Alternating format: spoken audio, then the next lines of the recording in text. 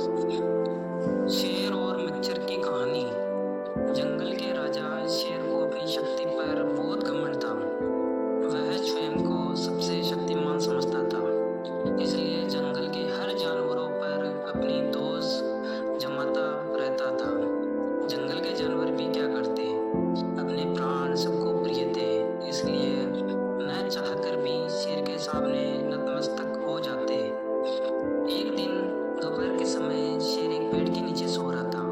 वहीं एक मच्छर भिनभिना रहा था, जिससे शेर की नींद में खलल पड़ रहा था।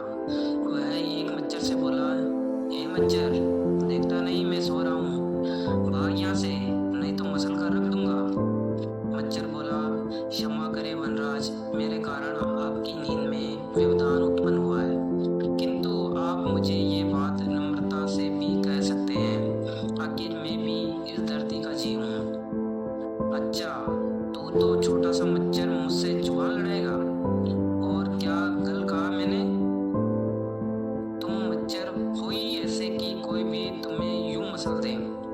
मैं तो ये बार बार कहूंगा, क्या बिगाड़ लोगे तुम मेरा? मच्छर को शेर की बात और व्यवहार बहुत बुरा लगा। वह अपने साथी मच्छरों के पास गया और उन्हें सारी बात बताई। सभी मच्छरों को शेर की बात चुभ गई। उन्होंने तय किया कि इस संबंध में एक बार सब मिलकर शेर से बात करेंगे।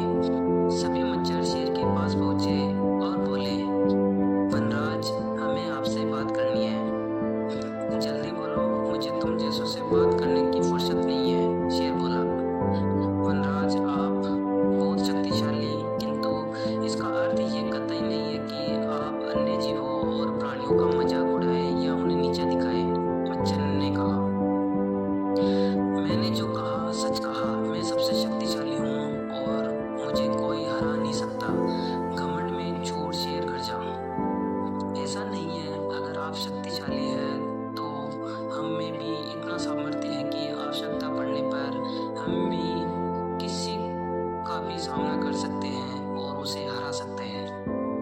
यह आपको भी हरा सकते हैं। मच्छर भी चुप न रहे। यह सुनकर शेर हंसते हुए बोला, तुम लोग मुझे हराओगे? तुम लोगों की इतनी हिम्मत कि मेरे सामने आकर ये बात कहो?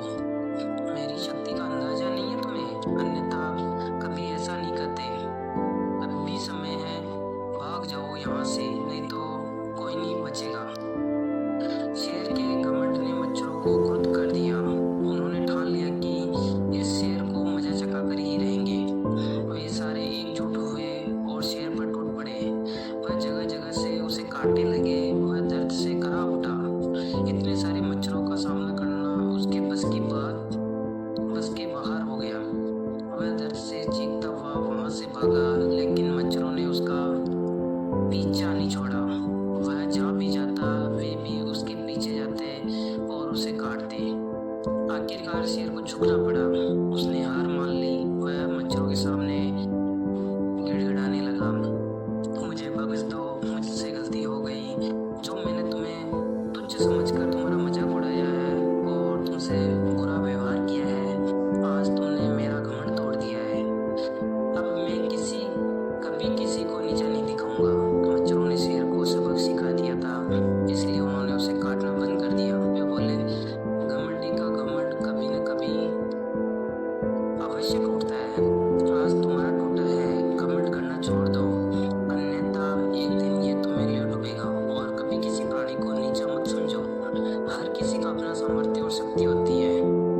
शेर तौबा करते हुए वहां से भाग गया। अब बच्चों, इस कहानी से हमें क्या शिक्षा मिलती है? तो इस कहानी से हमें यह शिक्षा मिलती है कि